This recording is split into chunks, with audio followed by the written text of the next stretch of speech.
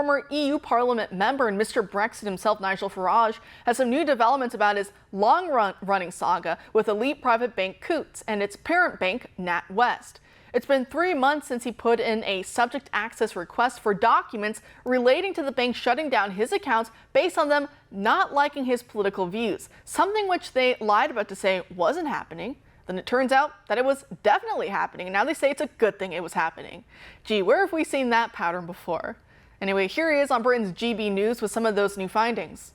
One of the key reasons I was debanked was over climate change, where they make it absolutely clear a particular area to consider is NF's stance on climate change. It does not align with the bank's purpose or B Corp objectives. Now, you know that B Corp, of course, B Corp, the organisation based in America that puts pressure on both the public and private sectors to go for a highly politicised agenda.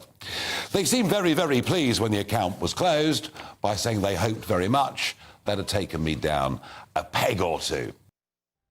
Joining us now to discuss is Mark Morano, the founder of ClimateDepot.com, where you can read more about Nigel Farage being debanked in part over his views on climate change. But Mark, thanks for being here tonight.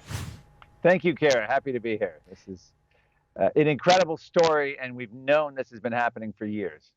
It is. So first off, I was just wondering what even is B Corp. At first, I thought it was a nickname for BlackRock, but it turns out that B Corp is something different, and it does exist. It certifies for-profit corporations based on their social impact. So is that what Farage was referring to in that clip? Basically a CCP-style social credit system? Yes, it's an American version of environment social governance, otherwise known as ESG.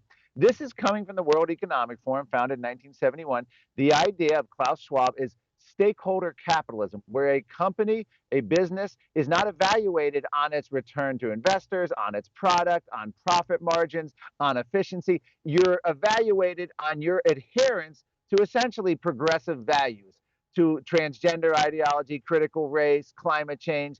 And this is what Nigel Farage ran afoul of. That's why this B Corp and the NatWest Bank, the parents of the Coutts, couldn't even tolerate him because he had views that were not aligned with this environment social governance style Chinese social credit system score. And that's what the New York gun ban is. We saw this happen, Kara.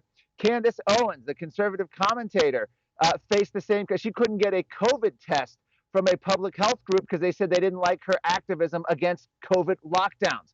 We saw Trump's Secretary Flynn got Chase Bank, essentially debanked him and got rid of him because he was a, quote, reputational risk to the company. And then, of course, they denied it and they were forced to reinstate him after pressure.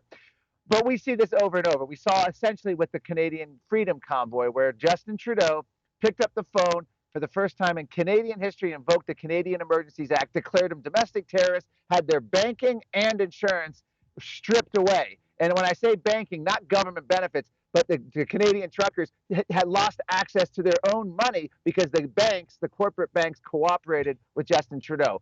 This is the Great Reset in action, not a theory, not something that could, might, may happen. It's happening now. It is, and the scary part is it's in every sector, like you were laying out, the government, so it's in the private, it's in the public sphere, it's pretty much everywhere you look. And as I was looking at some headlines, The Independent, this is the way that The Independent decided to talk about Nigel Farage's new developments. They say Nigel Farage branded sketchy crackpot in secret NatWest emails disclosed after debanking scandal, as if that's the main takeaway, siding with those who debanked him. And they say in those emails too that they want to knock him down a peg or two. They want people to think he was broke and that's why he couldn't bank with Coutts anymore. They want to destroy him personally, and really it was just because of his politics. They didn't like it, but they tried to use what leverage they could to destroy him. And here you have, and again, I know it's the media, so I know obviously I'm just singing to the choir on this one, but they want people to think that the big scandal here is really that Farage is the kooky one because the emails say so, when that of course is not the issue here. I mean, does it ever just get to you just how deep down the rabbit hole some on the left are, that you have people who, like you said, losing bank accounts and their access to health care, everything else because of their politics, and those in power who could do something about it go, nope, we like what's going on, we're just going to mock you all the way down.